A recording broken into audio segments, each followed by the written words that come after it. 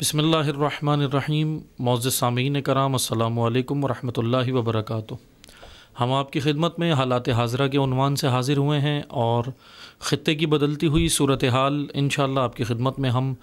بیان کریں گے کہ اس وقت کیا معاملات ہیں ایشیا کے اندر، مشرق وسطیٰ کے اندر، اور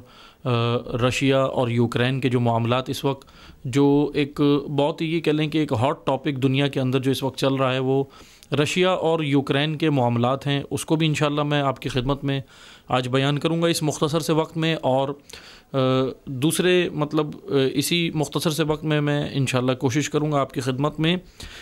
بھارت کے اندر ہونے والے اسلام ستیزی کے واقعات کہ کیا اسلام کے خلاف، مسلمانوں کے خلاف جو واقعات رونما ہو رہے ہیں بھارت کے اندر، وہ بھی انشاءاللہ میں کوشش کروں گا آپ کی خدمت میں بیان کروں۔ سب سے پہلے ہم آپ کو یہاں بتاتے چلیں کہ رشیا اور یوکرین، روس اور یوکرین کا جو معاملہ ہے وہ ہم گزشتہ ویڈیوز میں بھی آپ کی خدمت میں بیان کر چکے ہیں، اور آپ انٹرنیشنل نیوز سے آپ لوگ بھی باخبر ہیں کہ کس طرح جو ہے وہ معاملات چل رہے ہیں۔ بس اس کے لیے میں مختصر سا یہ بیان کروں گا کہ اس وقت صورتحال مزید کشیدگی کی جانب جا رہی ہے اور کشیدہ ہوتی چلی گئی ہے۔ امریکا کے صدر جو بائیڈن نے رشیا کے صدر کو کال کی، فون کیا، اور دونوں ہم منصب کی تقریباً 1 گھنٹے بات چیت ہوئی ہے، 1 گھنٹے کے قریب یہ لگ بھگ بات چیت ہوئی ہے، لیکن معاملات سیٹلڈ ہونے کی طرف نہیں گئے بلکہ اور مزید کشیدگی کی جانب گئے۔ اور امریکا کی جانب سے یہ تک کہا گیا ہے کہ اب یہ امریکہ نے دعویٰ کیا ہے، امریکہ کی جانب سے یہ تک کہا گیا ہے کہ 16 فروری یعنی ویڈنسڈے بروز بدھ 16 فروری کو رشیا جو ہے وہ یوکرین پر حملہ کر دے گا۔ یعنی امریکہ نے تو ایک باقاعدہ تاریخ بھی دے دی، ڈیٹ بھی اناؤنس کر دی ہے کہ رشیا اس دن حملہ کرنے والا ہے، لیکن بہرحال رشیا کی جانب سے، روس کی جانب سے اس خبر کی پھر تردید کی گئی ہے، یعنی اس کی تائید نہیں کی گئی، تردید کی گئی کہ جی ایسا کچھ نہیں ہے اور ہم فلاں ڈیٹ جو امریکہ نے دی ہم اس کو حملہ نہیں کر رہے۔ اور رشیا نے جو ہے وہ مثلا اپنا جو بیان دیا ہے کہ وہی بیان ہے رشیا کا کہ امریکہ جو ہے وہ خطے کے اندر جو ہے وہ اپنی مداخلت بند کرے، کیونکہ یوکرین سوویت یونین کا حصہ تھا گزشتہ جو زمانوں کے اندر، 91 سے پہلے تک، اور 91 کے بعد پھر یہ معاملات جو ہوئے اور پھر یہ سوویت یونین ٹوٹی ہے اور پھر اس کے ممالک جو ہے وہ آزاد ہوئے یا الگ الگ ہو گئے، وہ ایک الگ بہرحال داستان ہے۔ لیکن مختصر سے یہ کہ یوکرین وہ ملک ہے کہ جو سوویت یونین کا حصہ تھا لیکن بعد میں پھر وہ سوویت یونین سے نکل گیا۔ امریکہ اس وقت یہ چاہتا ہے کہ یوکرین کو نیٹو میں شامل کر لے۔ امریکہ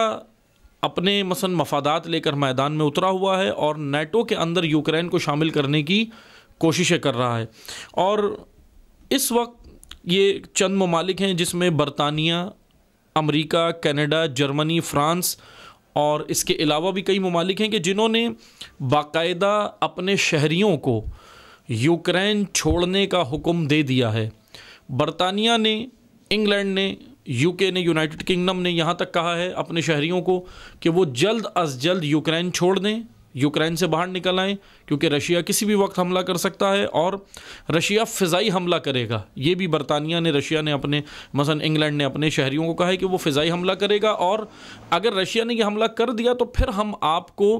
مثلا فضائی طریقے سے بھی نکال نہیں سکیں گے، اس وجہ سے آپ پہلے ہی یوکرین چھوڑ دیں۔ برطانیہ نے اپنے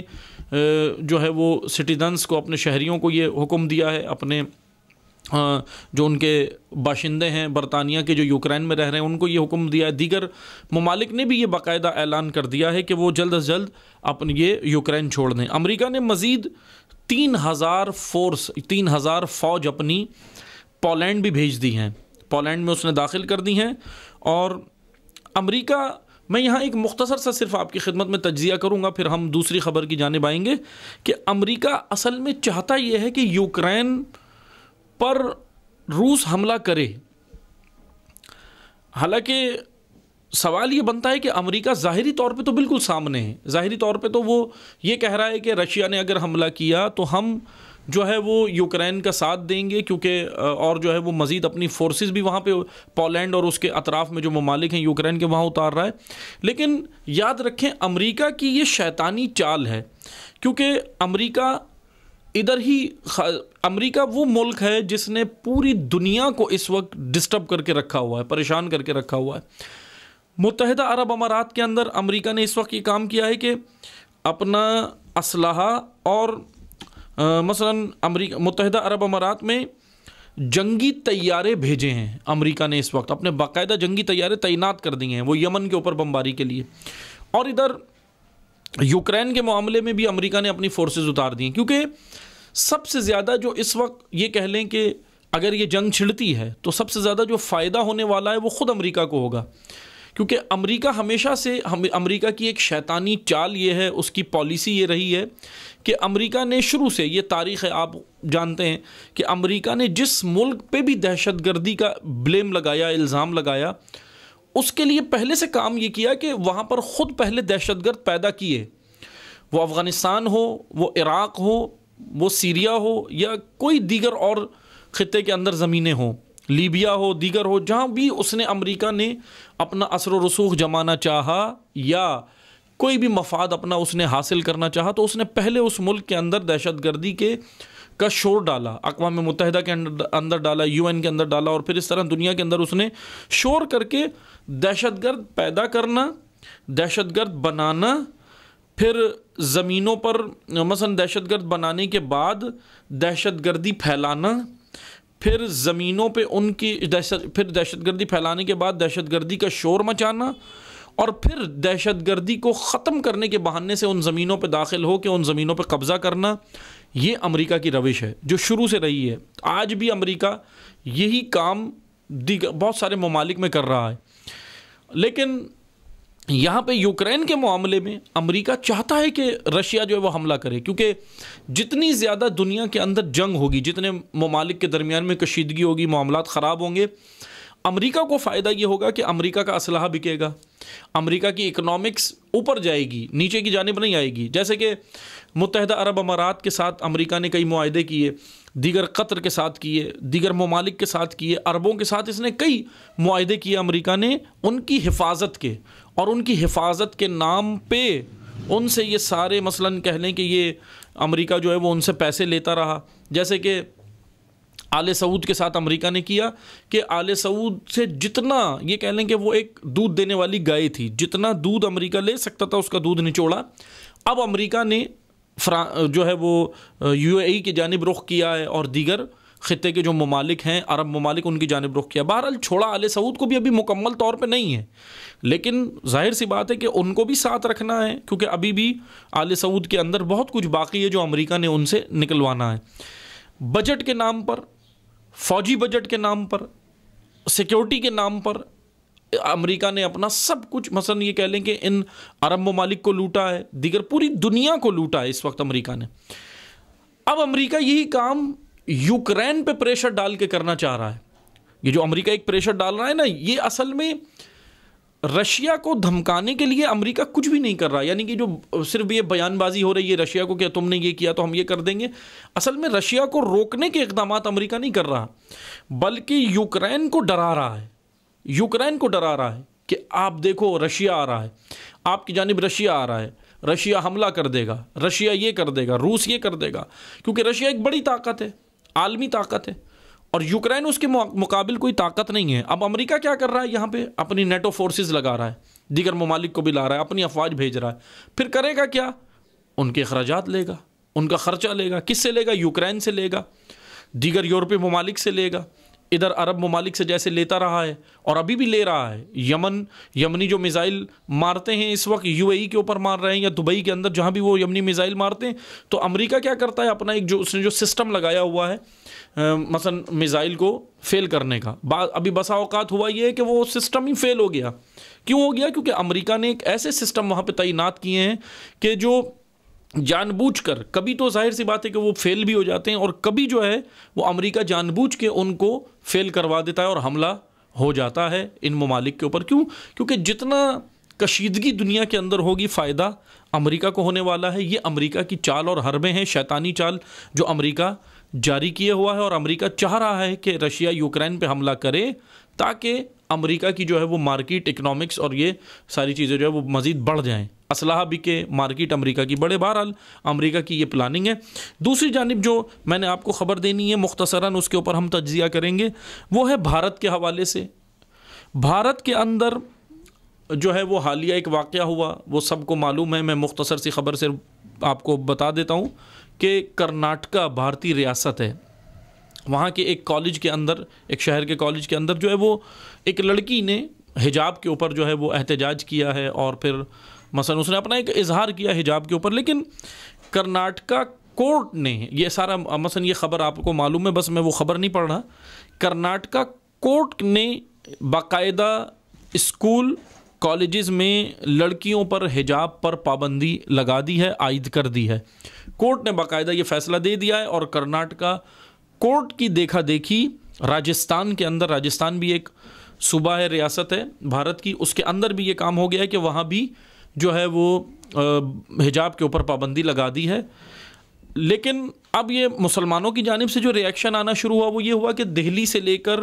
کرناٹکا تک مظاہروں کی کال دی گئی ہے ابھی، لیکن کال یہاں پہ دینی تھی، جیسے ہی کورٹ کا فیصلہ آیا، مسلمان حکمران، مسلمان مثلا لیڈران نے جو وہاں پہ موجود ہیں انڈیا کے اندر، انہوں نے مظاہروں کی کال دی، لیکن اس سے پہلے ہی ایک کام ہو گیا، اور وہ کام یہ ہوا کہ مظاہروں سے پہلے ہی مسلمانوں کی گرفتاریاں شروع کر دیں۔ یہ بھارت کے اندر ایک کام یہ ابھی ہوا ہے جو ایک خطرناک ترین پلاننگ ہے اسلام ستیزی کی۔ اس کے پیچھے کیا طاقتیں ہیں، بس میں مختصر سے آپ کی خدمت میں بیان کروں گا۔ کچھ عرصہ پہلے، میں آپ تھوڑا سا پیچھے جائیں، ماضی میں جائیں، کچھ عرصہ پہلے، غالباً زیادہ نہیں، 2 سال پہلے، 1.5 سال پہلے، 2 سال پہلے، 2.5 سال پہلے، اس کے قریب کا جو عرصہ ہے، 1.5 سے 2.5 سال 3 سال تک کا یہ پچھلا جو عرصہ گزرا ہے، اس میں آپ سب کو معلوم ہے کہ بھارت نے اسرائیل کے ساتھ ایک معاہدہ کیا تھا، فوجی معاہدہ، اور اسرائیلی فورسز انڈیا کے اندر آئی تھی، بھارت کے اندر آئی تھی، اور اسرائیل اور بھارت کی فورسز کے درمیان میں مشترکہ فوجی مشقیں ہوئی تھی، ٹریننگ ہوئی تھی۔ یہ تو وہ نیوز تھی جو میڈیا کے اوپر آپ کو دکھائی گئی تھی، لیکن اس کے اندرونی معاملات کچھ اس طرح تھے کہ یہی جو ہے وہ مودی سرکار، مودی کی جو گورنمنٹ ہے وہاں پر، اس نے یہ کام کیا تھا کہ ان کو، اسرائیلیوں کو جو بلایا تھا فورسز کو، وہ ساری ان سے جو ہے وہ ٹریننگ دلوائی تھی اپنی فوج کو، بھارتی فوج کو۔ کس چیز کی ٹریننگ؟ نہ کہ فوجی تربیتی مشقیں، بلکہ اس چیز کی ٹریننگ دلوائی تھی کہ کیسے ظلم ہم مزید کشمیریوں پہ کر سکتے ہیں۔ یعنی جس طرح آپ فلسطینیوں پہ ظلم کر رہے ہو، نئے نئے ظلم کر رہے ہو، اور آپ روزانہ نیوز کے اندر سنتے ہیں کہ ایک نئے طریقے سے اسرائیل جو ہے وہ روزانہ کی بنیاد پر فلسطینیوں پہ ظلم کر رہا ہوتا ہے۔ انڈین گورنمنٹ نے آج سے 2 سال پہلے لگ بھگ اسرائیلی فورسز کو بلا کر باقاعدہ یہ ٹریننگ دلوائی کہ آپ یہ بتاؤ کہ ہم کس طرح مزید ان کو شکنجوں میں رکھیں، ان مسلمانوں کو، چاہے وہ کشمیر کے مسلمان ہوں یا بھارت کے اندر کسی بھی ریاست اور شہر و قریہ و گاؤں و قصبے کے اندر رہنے والے مسلمان ہوں۔ کیونکہ ان کی پلاننگ یہ ہے، ایک یہ جو انتہا پسند ہندو جماعتیں ہیں وہاں پہ جو کام کر رہی ہیں، ان کا اصل ہدف یہ ہے، ان کے 2 نعرے ہیں، یا تو آپ، یعنی ان کا یہ کہنا ہے، اب میں ان کے یہ شعار بتا رہا ہوں آپ کو، ان کا یہ کہنا ہے کہ واپس اپنے مذہب کی طرف پلٹ آؤ۔ کہ کس کو وہ کہہ رہے ہیں؟ ہندوؤں کو نہیں کہہ رہے، باقاعدہ یہ ہندو انتہا پسند جماعتیں، تنظیمیں وہاں پہ یہ نعرہ مسلمانوں کے لیے لگا رہی ہیں، اور مسلمانوں کو یہ کہہ رہے ہیں کہ تم ہندو تھے پہلے، یعنی اب یہ ایک خرافاتی بات ہے جو وہ کر رہے ہیں، ان مسلمانوں کو یہ کہہ رہے ہیں کہ آپ پہلے ہندو تھے، اب واپس اپنے مذہب کی طرف پلٹ آؤ، یعنی ہندو ہو جاؤ، اور اگر آپ نہیں ہوں گے تو ہم یہاں پہ شدت دکھائیں گے، یعنی ایکسٹریمسٹ بن جائیں گے، ہم آپ کو یہاں پہ پھر رہنے نہیں دیں گے، یا تو واپس اپنے مذہب کی طرف پلٹ آؤ، یعنی یا تو ہندو ہو جاؤ، مسلمانوں کو یہ کہا جا رہا ہے۔ ان کا ہدف یہ ہے ہندو انتہا پسند جماعتوں کا، یا تو آپ ہندو ہو جاؤ یا پھر ہندوستان چھوڑ دو، کیونکہ ہندوستان کی زمین ہندوؤں کے لیے۔ اب سوال یہ بنتا ہے کہ ایک طرف تو ہندو انتہا پسند جماعتیں یہ کام کر رہی ہیں، دوسری طرف یہی بھارتی گورنمنٹ، انڈین گورنمنٹ بیان یہ دیتی ہے کہ بھارت ایک سیکولر ملک ہے. اب میں سیکولر کی اصطلاح ان کی زبان میں استعمال کر رہا ہوں، ورنہ سیکولر اگر ہم اس کو کھولیں گے تو وہ ایک الگ معنی بنتا ہے. لیکن آج جو دنیا کی نگاہ میں سیکولر ہے، وہ سیکولر یہ ہے کہ مثلاً ہر مذہب کو آزادی، یعنی انہوں نے فریڈم اور سیکولر کو جو ہے وہ مکس کر کے ایک شعار بنایا ہے سیکولر کا. لیکن فریڈم اور چیز ہے، سیکولرزم اور چیز ہے. میں بہرحال ابھی اس بحث میں نہیں جاتا، سیکولرزم کیا ہے وہ ایک الگ بحث ہے. لیکن چلیں بہرحال اگر آپ یہی کہتے ہیں کہ سیکولر مثلا فریڈم کو ہی کہتے ہیں، تو بھارت ایک طرف انڈین گورنمنٹ یہ کہتی ہے کہ ہم جو ہے وہ سیکولر ریاست ہیں، سیکولر ملک ہیں، سیکولر کنٹری ہے، ہم یہاں پہ سب مذاہب کو اجازت ہے. تو پھر کس طرح یہ سیکولر ہوئے یہاں اگر اجازت ہے؟ کہ جیسے ابھی حالیہ آپ نے دیکھا کہ مثلا اداکاروں نے، بالی ووڈ کے کچھ اداکاروں نے بیانات دیے حجاب کی حمایت میں. ایک اداکار نے یہ بیان دے دیا کہ جب سکھوں کے حوالے سے دیا کہ جب سکھوں کو پگڑی پہننے کی اجازت ہے. اب پگڑی کے اوپر تو ابھی کچھ نہیں ہوا نا. جب اس اداکارہ نے بالی ووڈ کی یہ کہہ دیا کہ جب سکھوں کو پگڑی پہننے کی اجازت ہے تو پھر مسلمانوں کو حجاب کی اجازت بھی دے دیں، اس میں کیا حرج ہے؟ تو باقاعدہ اس کے ساتھ یہ ہوا کہ اس اداکار کو واپس معافی مانگنی پڑی. انتہا پسند ہندو جماعتوں نے اتنا اس کے اوپر پریشر ڈالا کہ اس کو معافی مانگنی پڑی اپنے بیان پہ، اور اس نے اپنا بیان واپس لے لیا. یہ پریشر باقاعدہ وہاں پہ ڈیولپ کیا جا رہا ہے. اگر کوئی اس معاملے میں بولتا بھی ہے، اگر کوئی غیر جانبدار ہو کے کچھ فیصلہ دے تو اس کے اوپر یہ پریشر بلڈ اپ کیا جاتا ہے. بہرحال یہ حالات انڈیا کے اندر اس وجہ سے پیدا کیے جا رہے ہیں. اسلام ستیزی کی جو لہر پوری دنیا کے اندر چل رہی ہے. پچھلی ویڈیو میں نے آپ کی خدمت میں بیان کیا تھا نا کہ کس طرح فرانس نے قانون کے ذریعے سے یہ کام کیا ہے، اپنے ملک کے اندر ایک فورم بنائی ہے مسلمانوں کی، اور اس سے وہ کیا کرے گا؟ ان کا ایمان، ان کا تشخص اور یہ سب کچھ وہ چھین لے گا فرانس. باقاعدہ اور بھی کئی ممالک ہیں، کئی ممالک ایسے ہیں جہاں پر، یورپ کے کئی کنٹریز ایسے ہیں جہاں پر حجاب پر پابندی ابھی ہے. کئی ممالک ایسے ہیں جو اب لگانا چاہ رہے ہیں، اب لگوا رہے ہیں. بہرحال سوال یہ بنتا ہے کہ ہیومن رائٹس کی تنظیمیں خاموش ہیں، پوری دنیا کے اندر خاموش ہیں. مسلمان حکمران ایک بیان کی حد تک، اکا دکا اگر کسی نے بیان بھی دیے تو افسوسناک بیان بس اس طرح دے کے، باقاعدہ کوئی عملی اقدامات نہیں ہے مسلمان حکمرانوں کی جانب سے، مسلمان قیادت کی جانب سے، امت اسلامیہ کی قیادت جو عالمی سطح پہ ہے اس کی جانب سے کوئی اقدامات نہیں ہے، صرف ایک بیان کی حد تک زیادہ سے زیادہ ہے. دوسرا یہ ہے کہ ہیومن رائٹس کی تنظیمیں اس وقت خاموش ہیں، ان کا کوئی، ان کے کان پہ جو نہیں رینگ رہی. ابھی یہی اگر کوئی نہ کوئی ایسا واقعہ، یاد رکھیں اگر ایسا کوئی واقعہ اگر کسی عیسائیت کے ساتھ ہو جاتا، کسی اور مذہب کے ساتھ ہو جاتا، یہودیت کے ساتھ ہو جاتا، تو یہی ہیومن رائٹس کی تنظیمیں پوری دنیا کے اندر واویلا مچا دیتی. لیکن آج یہ تنظیمیں بالکل خاموش ہیں. بہرحال یہ ایک سوالیہ نشان ہے کہ پوچھا جائے کہ کہاں ہیں ہیومن رائٹس کے نعرے لگانے والے؟ وہ سب خاموش ہیں. بڑی بڑی جو ہے وہ نام لینے والی جو ہے وہ مثلاً سیلیبریٹیز جو دنیا کے اندر بڑی بڑی سیلیبریٹیز ہیں، جو ایک یورپ کے اندر اگر ایک کتا بھی مر جائے، ایک بلی بھی مر جائے، تو وہ سیلیبریٹیز فوراً میڈیا پہ آ جاتی ہیں، شور مچا دیتے ہیں کہ اس کے ساتھ یہ ظلم ہو گیا. لیکن مسلمان ہراسی کی جا رہی ہے، اسلام ہراسی کی جا رہی ہے، اسلام ستیزی کی جا رہی ہے، مسلمان ستیزی کی جا رہی ہے، مسلمان کشی کی جا رہی ہے، لیکن سب خاموش ہے. پوری دنیا اس وقت خاموش بن کے تماشا دیکھ رہی ہے. لیکن بھارت کے مسلمان ہی نہیں، بھارت کے ہندو بھی یاد رکھیں، بھارت کے تمام عوام یاد رکھے کہ یہ جو انتہا پسند جماعت ہے، ہندو انتہا پسند جو جماعت ہے، یہ بی جے پی اور یہ جو دیگر جماعتیں وہاں پہ یہ انتہا پسندی پھیلا رہی ہیں، ایکسٹریمسٹ جماعتیں، یہ صرف مسلمانوں کی حد تک نہیں ہیں، یہ آگے بڑھ کے سکھوں پہ بھی ابھی یہ حملے شروع کریں گے، ان پہ بھی پریشر ڈالیں گے، اور پھر اس کے بعد یہ دیگر لوگوں پہ بھی پریشر ڈالیں گے. یعنی ان کا ہدف یہ ہے کہ بھارت کے اندر کوئی بھی مذہب سوائے ہندوازم کے اور کوئی مذہب نہ رہے. یہ بدھسٹ کو بھی ماریں گے آگے چل کے، یہ سکھوں کو بھی ماریں گے، یہ دیگر تمام مذاہب کے جتنے پیروکار بھارت کے اندر رہتے ہیں یہ ان سب پہ حملے کریں گے اور ان سب کی بے حرمتی کریں گے. یہ انتہا پسند جماعت صرف مسلمانوں تک نہیں محدود رہے گی، آگے بھی بڑھے گی. اب بہرحال دیکھنا یہ ہے کہ عالمی سطح پر امت اسلامیہ کی قیادت کیا کرتی ہے. یہ فریضہ بنتا ہے کہ اس وقت مسلمان متحد ہوں اور اپنے لیے جو ہے وہ اپنے حقوق کے دفاع کے لیے جو ہے وہ میدان عمل میں آئیں. بس آخری خبر میں آپ کو دیتا چلوں کہ بھارت میں یہ بھی بڑی ایک دلچسپ خبر ہے انڈیا ہی کے حوالے سے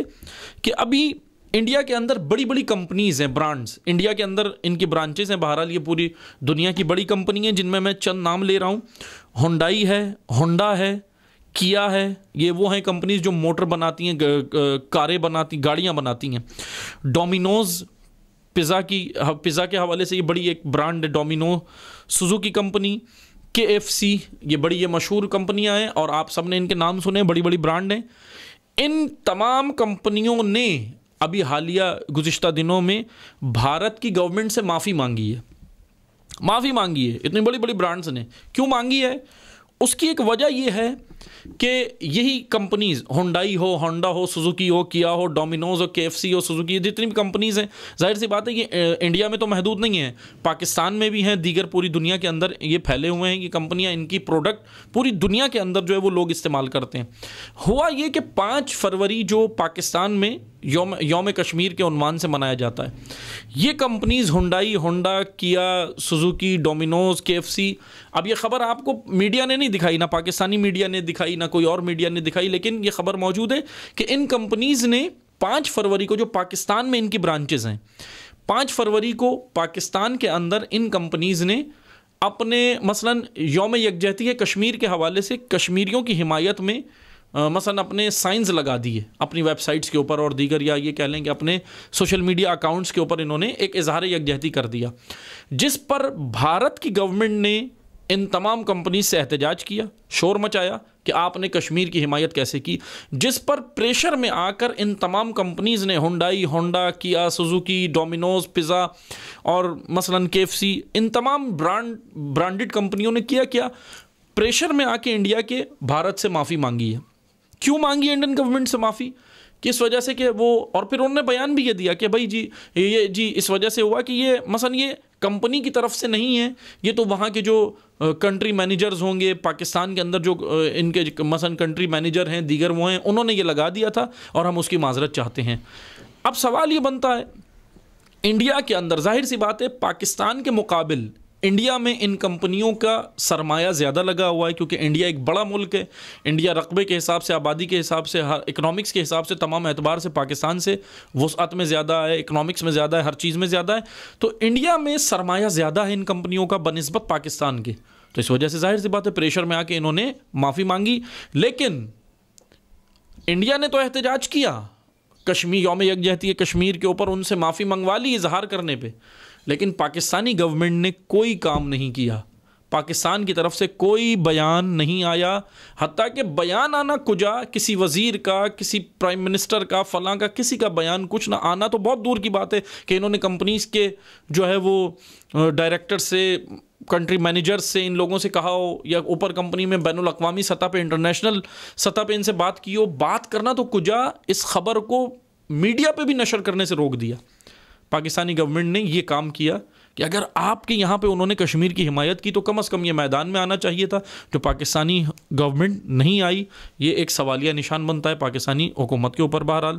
انشاءاللہ ہم دوبارہ آپ کی خدمت میں حاضر ہوں گے، خطے کی بدلتی ہوئی صورتحال کے حوالے سے آپ کو یوں ہی خبر انشاءاللہ حالات حاضرہ کے عنوان سے بتاتے رہیں گے. جب تک اجازت چاہتے ہیں، والسلام علیکم ورحمۃ اللہ وبرکاتہ.